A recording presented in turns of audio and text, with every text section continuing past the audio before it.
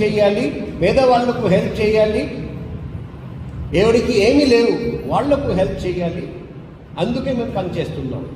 So మీరందరికీ నేను ఎందుకు ఈ 2 ఇన్సిడెంట్స్ సంఘటనల గురించి చెప్పానంటే, చాలామంది అనుకుంటారు దేవుడు లేరని. దేవుడు మనకు కనిపించాడు. మన చుట్టుపక్కల ఉన్న మనుషులే దేవుడు. ఇది మనం ఎందుకు మాట్లాడలేదు.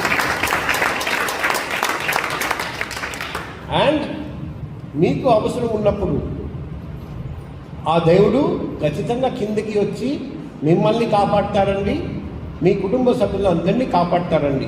కానీ మీరు మంచి పని చేస్తూ ఉండాలి, 10 మందికి హెల్ప్ చేస్తూ ఉండాలి. ఇప్పుడు మీరు అందరూ అదృష్టవంతులు.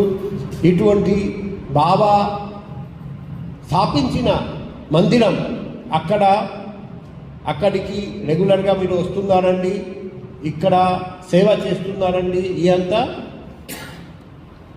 మీ అదృష్టం, మీకు ఎంతో పుణ్యం వస్తుంది.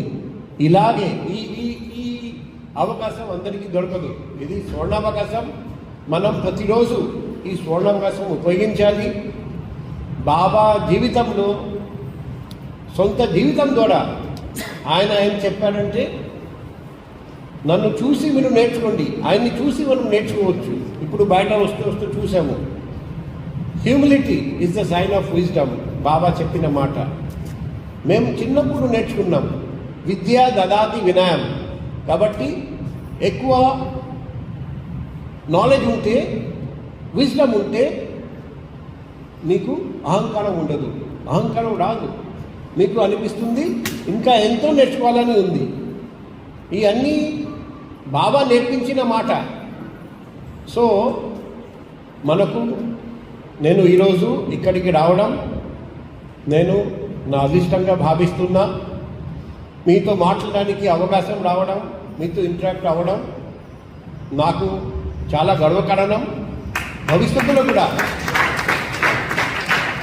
ఎప్పుడైనా పిలిస్తే నేను ఖచ్చితంగా వస్తాను. ఈరోజు